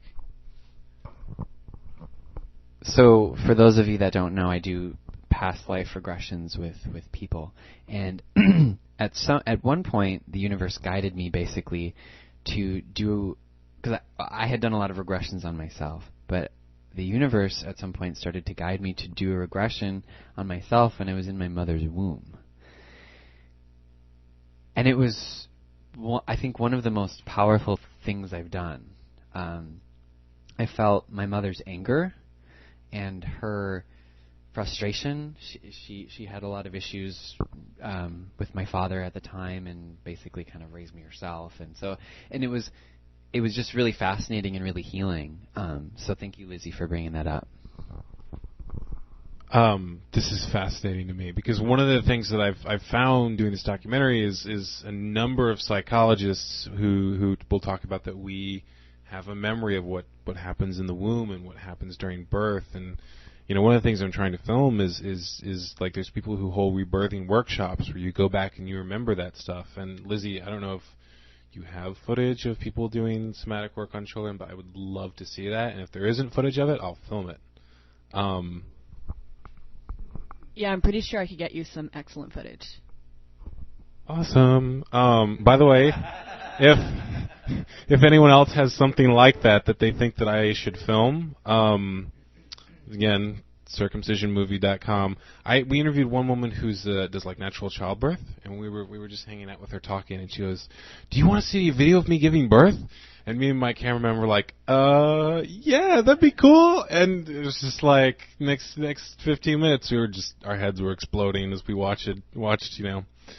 But Gabe, you were talking about remembering things in the womb, and that's actually, I have a memory of what happened to me in the womb, and I know that two of my interview subjects, both David Chamberlain, who's the head of the Association of Perinatal Psychology, Prenatal and Perinatal Psychology, I might be getting that wrong, and Arthur Yanov, who's the founder of Primal Therapy, both of their new upcoming books are on recent scientific and clinical discoveries around what infants and adults can remember about what happened to them in the womb. So that stuff is now not just it's not just an area of speculation. Like, it's been clinically studied. There's people who run rebirthing groups and people who do hypnotherapy. I remember I interviewed one person, and they said, when they have someone who comes in with an issue, they'll put them under hypnosis, and then they'll take them back and say, all right, when was the first time you felt this way? When was the first time this pattern began? And people go back to early life. They go back to in the womb. They even go back before that. And I know for me, I have issues around abandonment. I have like people who will come into my life, there'll be a very strong connection, and they'll just sort of leave without warning. And I remember I had a friend who had used to work with rebirthing groups, and I was telling her about the documentary, and she, as I was talking about it, I was like, I feel a bunch coming up. Do you mind working with me with some of the stuff you've done? And I was what's called there's a vanished twin, which is when there's two in the womb, there's twins, and one of them miscarries. And I was the one that did not miscarry. And so I have a memory of like this sort of pre-verbal sensation of being next to someone, and there's like absolute intimacy, there's no separation, just floating in space, and then that person disappearing and thinking like, oh, he just must be out of reach, or he's still here somehow, and not realizing he was gone, and never feeling like there was a goodbye or any warning or anything like that. And I know for me, when it comes to like identifying, I don't know that you always need to go back to when the issue began, but I found for me it can be really helpful to know, oh, okay, that's where that's coming from. And you were talking about earlier how in spiritual circles, it's sometimes seen as bad to talk about really negative emotions or the shadow or things that are dark or traumatic, but I find for me, I have those feelings whether or not I acknowledge them. Like, there are things that make me really angry or really fearful, and pretending like they aren't there isn't the solution. But once I can name them and I know what they are or where they're coming from, and that's also why this documentary has been really good for me, because there's all sorts of things where I was like, oh, I thought that was just like a normal thing for people to feel, or that was just how male sexuality was. I didn't realize that was because of this reason. And now, even though that problem may still be there, it's like I can handle it because I'm aware of where it's coming from. And that awareness is in and of itself healing. Yeah. Yeah. We're getting giddy in this house here. No, I want to say that the trauma that occurs. Just imagine for a moment that you're a baby, right? And you spent what is known as the closest thing that most people, there's a lot of huge suspicion now that religion or the actual looking for a spiritual life actually came from the fact that we felt closest to it when we were in our mother's womb. Like what we call, 96% of people believe in something called God. And most people think of, when they describe God, what they're describing is what most people are thinking now, what most experts concur is what the baby is feeling when he or she is in his mother's womb. Think about it. Before you think it, all your needs are met. Every single one. Your hunger, warmth, everything just met. You don't have to think it. It instantly comes your way. You're automatically taken care of. And then there's this passage through your mother's canal. It's a very traumatic process. Your whole body has to contort to go through this small canal. And when you finally come through, before you take that first breath, somebody takes a giant turkey, like a giant eye drop thing, sticks it up your nose, sucks the mucus out of your nose, puts it into your mouth, sucks the mucus out of the mouth, and then you take your first breath. And then the first exhale you do is a big giant scream. Ah!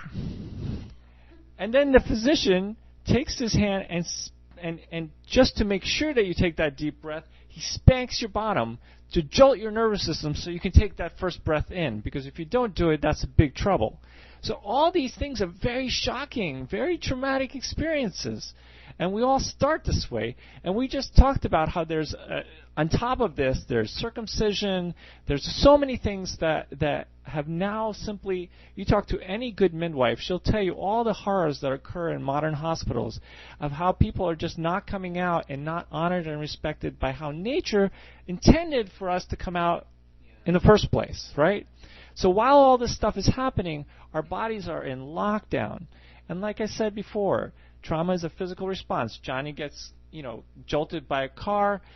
First thing he does is shivers and wants to cry. And once he shivers and cries, the trauma is gone. Trauma is a natural part of life. It deals with shock and it deals with traumatic experience. But if you don't let the trauma out, it gets locked up inside you and builds from this toxic secret that I'm talking about. And the toxic shaming that we're all, affected by.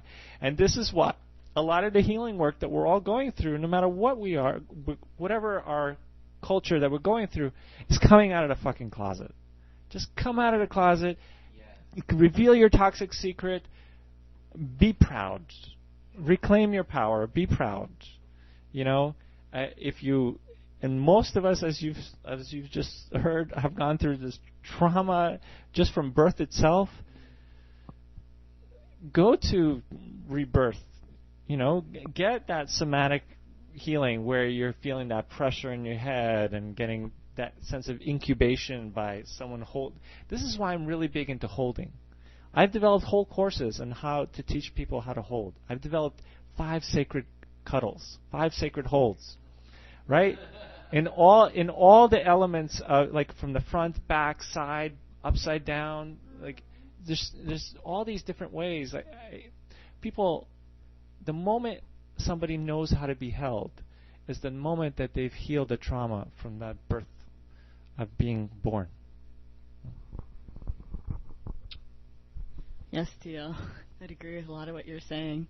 And as far as some of even more of the specifics on that whole birth trauma deal, I just wanted to mention that in our modern society also often anesthesia is used. That has a really profound effect on people's systems. And I've been in bodywork sessions where I could smell anesthesia in the room because it was releasing from people's bodies. And then also what goes on while we're in the womb, like between just the situations our mother's in and the emotions that she's feeling and all of that. If that, if she's pretty aware and, able to be present with us and focused and, conscious for the most part, great. That'll have a great effect on us. But oftentimes that's not what's going on. So we store. It's really interesting to inquire into what was going on while our mothers are pregnant with us, because that can actually unlock some pretty interesting patterns. Yeah. I'd go even further and interview your parents about where and how you were conceived. Oh, yeah. I at one point in my coaching career, I was actually told to go interview my parents.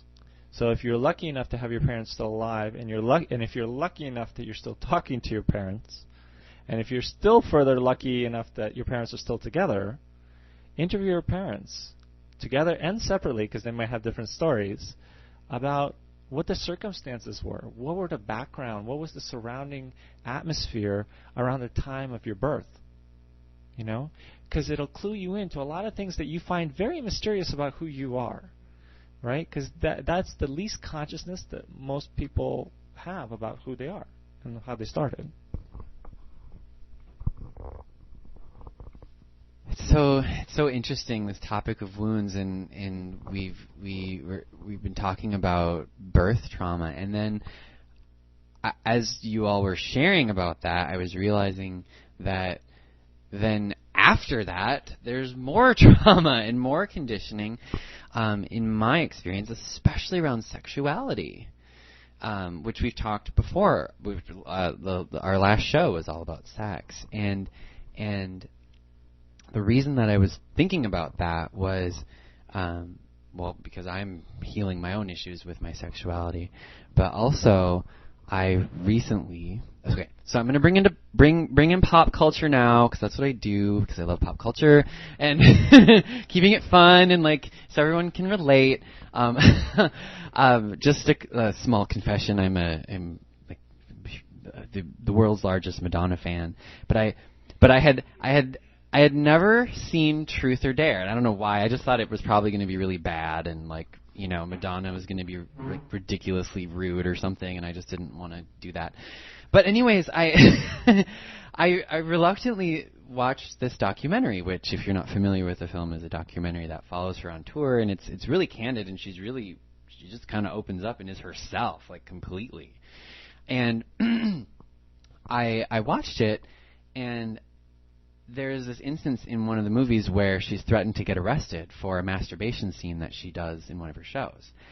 And I had this realization of, wow, our whole culture has so many wounds around sex that they're threatening to arrest a woman, or anyone really, for indecency for simulating a masturbation. And I was like, wow. That's why a lot of people have issues with artists like Madonna, is because they have sexual wounds themselves, and to see someone expressed in that is like, whoa, no, you're bad. I've gotta not view you because society says that I need to be this way and I have this wound. And it was interesting, because actually Lizzie watched part of it again, because I watched it again. It's that good. I will say it's really provoking, and Lizzie was watching it with me last night, and we were discussing it and having some really profound insights around like just our culture and what we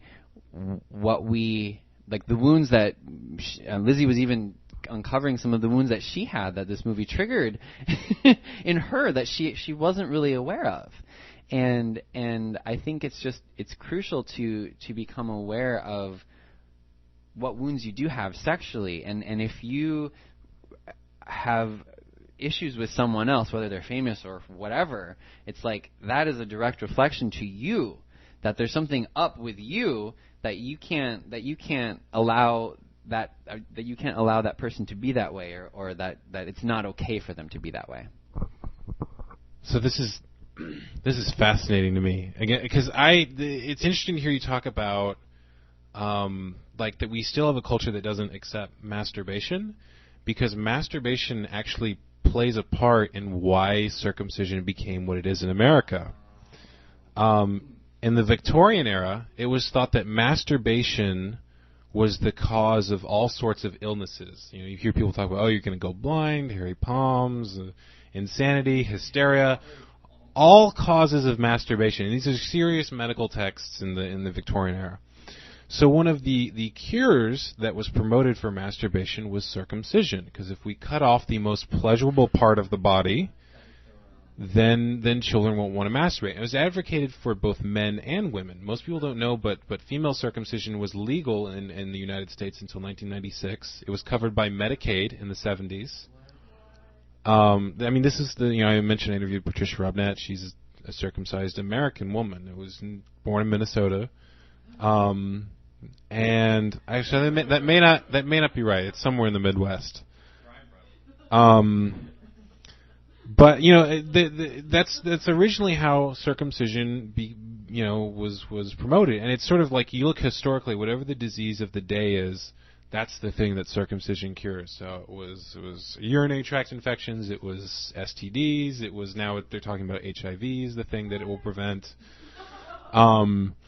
And yeah, that's a whole other thing. But on the one hand, it's depressing to think like 100 years ago, people were so afraid of masturbation that they would cut parts off of children. And it became more promoted. You were talking also about natural birth. When the hospital system came in, people were trying to figure out, what else can we charge the parents for? And circumcision was something that was relatively quick to do, and they could charge a lot for. And that's sort of part of the reason it became so universal in America. This, by the way, Leonard Glick wrote a book called Marks in Your Flesh, if anyone's interested in reading more about that. He's a Jewish-American historian who his book's probably the best thing on the subject.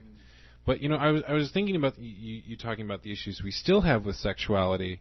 And on the one hand, it's depressing to think like, oh, this is the way it was. But you also think, in 100 years, we've gone from, like people thinking that masturbation will cause hysteria to seriously talking about things like gay marriage. And obviously there's still, problems in the country with that. But the fact that that's even being talked about is like a massive change. And it's hopeful to think, in 20 or 30 years, what are the other changes going to be? And that there is like a possibility by having conversations like this that can shift. And so, I hear you talking about that. And on the one hand, it's like somewhat depressing. On the other hand, it's also really hopeful to me. Absolutely. That was a great way to round that out, Brendon. I want to acknowledge you for that. Yeah. Well, now I would love to talk about our homework, because we're getting almost to the end of our show, and we have about 18 more minutes. So I will start, but the three of us had homework if you listened to our last show, and I know that us three, Teal and Lizzie and I, who have done homework. Brendon, didn't get any. He's already doing his homework with creating a movie.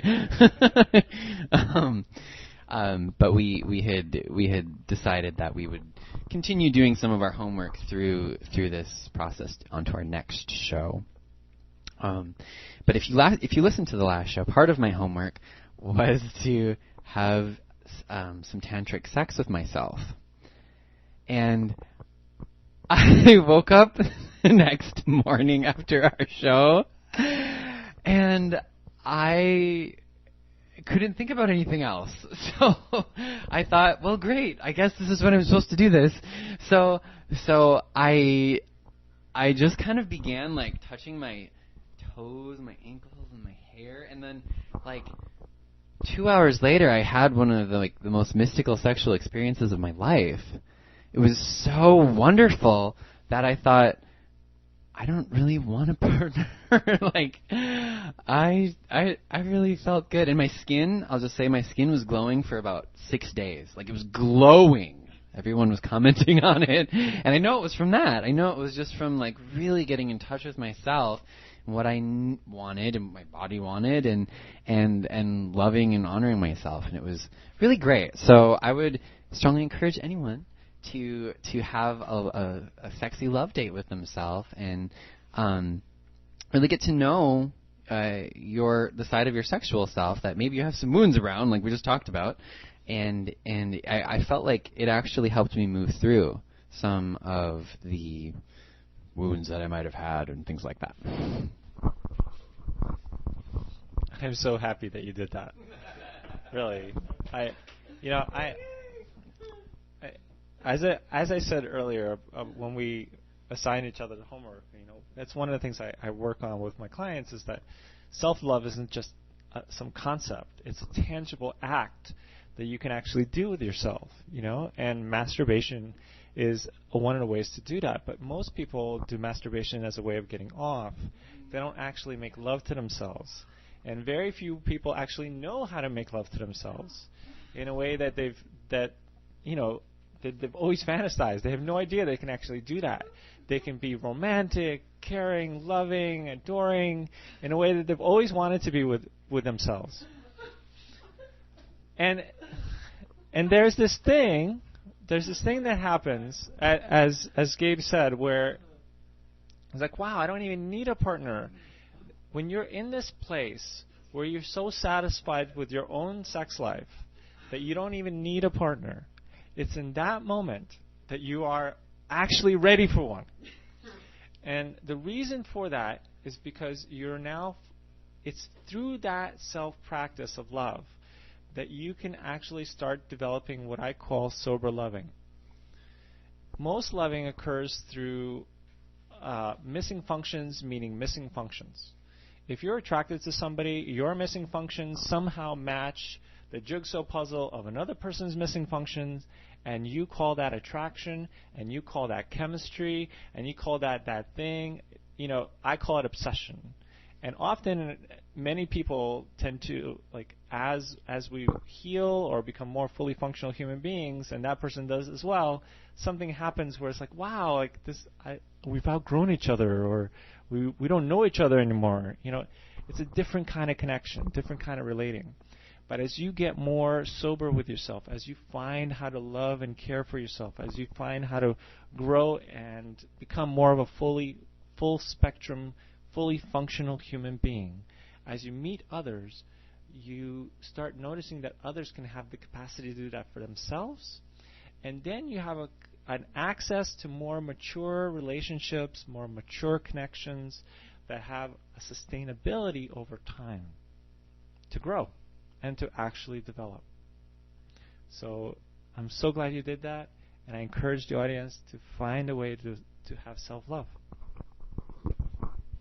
Since I wasn't here last episode, I think you all need to explain exactly what the homework was and how you would do that.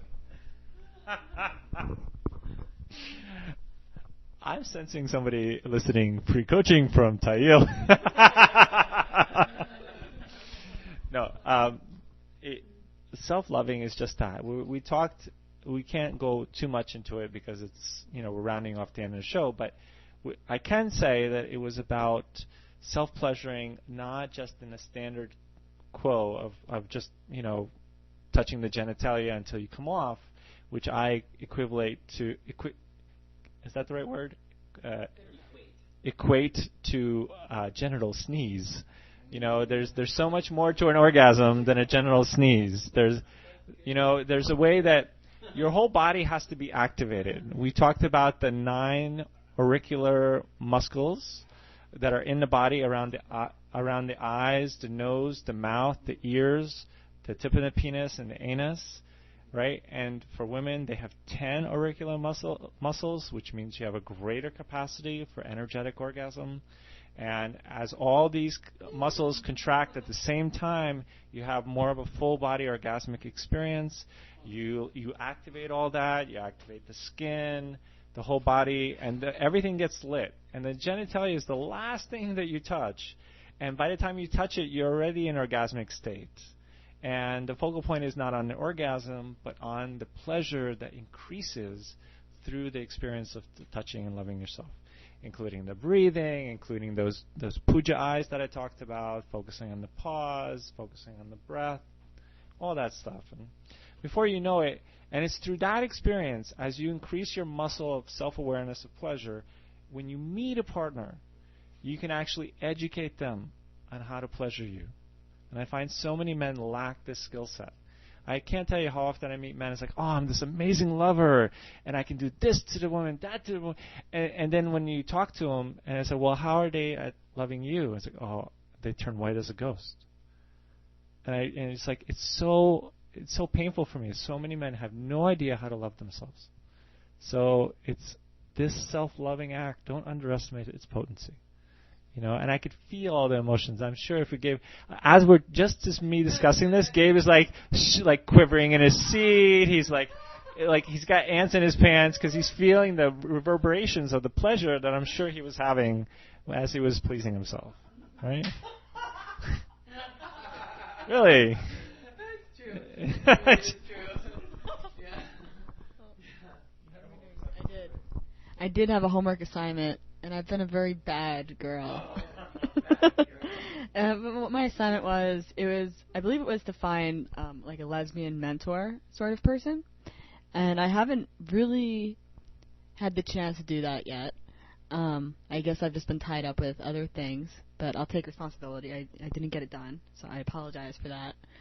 And but I will speak on just as far as just watching powerful women in general. Just last night, watching Madonna with Gabe on the Truth or Dare movie was pretty powerful for me. And I was realizing after watching Madonna for a while, I was saying to Gabe, I think Madonna's pretty cool, but I've never been terribly drawn to her, or to find out, more about her. Just, never super drawn to her. And we got into like a longer, in-depth discussion, and Gabe was telling me a bit about Madonna growing up and a bit about her life. And I felt myself kind of warming up to her and relating on some levels. And pretty much eventually our discussion led to me realizing, wow, and Gabe pointed this out, like, you probably have wounds and triggers if you feel this way. And I realized, wow, like when I was younger, I had I remember my brothers making fun of me for being, they called me Queen Elizabeth, because pretty much I had this great connection with my dad, and I could pretty much like get whatever I wanted, money-wise or toy-wise or whatever, and I didn't really think twice about it. I would just ask for what I wanted, or sometimes I'd be like really violent or angry and throw crazy temper tantrums, which that was modeled to me by my family. But I just pretty much acting like a little bitch sometimes, and I think I was just triggered by how Madonna can pull it off so well. And I was just realizing that oftentimes I'm not 100% connected to what my desires are, or to what I'm really wanting, or even if I am connected to it somewhat, I am so used to pushing those things aside for the sake of having like a harmonious situation or going with the flow. I've always believed that I just value that, which I really do, but often I quote unquote value that to the point of sacrificing my true desires, or just not really avoiding being confrontive in any way. Like truly, when it's truly something that, when there are truly things that I want, like I don't always get as in touch with that as I could. And now I'm in a process of doing so. So that's my little story for homework. Yeah, you had the homework that was needed for you in that moment, But I did find you some women to work with, so we can follow through next time we meet. But I just want to say something about the B word and women and living in a patriarchal culture that we live in. And I see this in the gay men as well, like gay men calling other gay men bitch, right? Like it is so internalized in that culture as well. The patriarchy has screwed both men and women up, and one of the ways that it polices women around sexuality and power is through the B and the S word, right? So whenever a woman is reaching and scrambling for vocabulary of power, of reclaiming her power in the world, inevitably the B word comes out. And I just want to say that if you're a gay man, if you're a woman in this culture, and you're hearing bitch a lot, congratulations. Seriously, I want every person, no matter what your sexual orientation, if you've ever been called a bitch, to take a deep breath, feel where that lands in your body. It's usually around your solar plexus or your belly, right? The S usually lands around your belly because that's all about the reproductives. The B usually lands around your solar plexus, which is usually around your power. And reclaim your power. Give yourself the permission. Come out of the closet of being a powerful, kick-ass, whoever you are. Be the superhero to your own life and reclaim the we word as a victory song for you coming out, right? Now, having said this, there's a way that sometimes when we've been closed off for a long time, we tend to reverberate more in a violent way. And I also encourage you to temper the anger, the frustration. I mean, just think about it. Like if you were locked up in a closet for years, you kind of come out, there's going to be some rage. There's going to be some anger. Temper the anger with compassion, understanding, and a sense of internal healing through the process. Give yourself place to be angry. Not at someone, but with places where that's given permission, right? Because if you harm other people while you're letting out the anger, you're perpetuating a generational plague that has been going on for eons in humanity. Violence just going from one generation to another. Have a way of healing your wounds, coming into your power in a way that respects and honors human dignity that's around you. But for heaven's sakes, let the rage out. Let the power out. And be the shining example to others that are around you.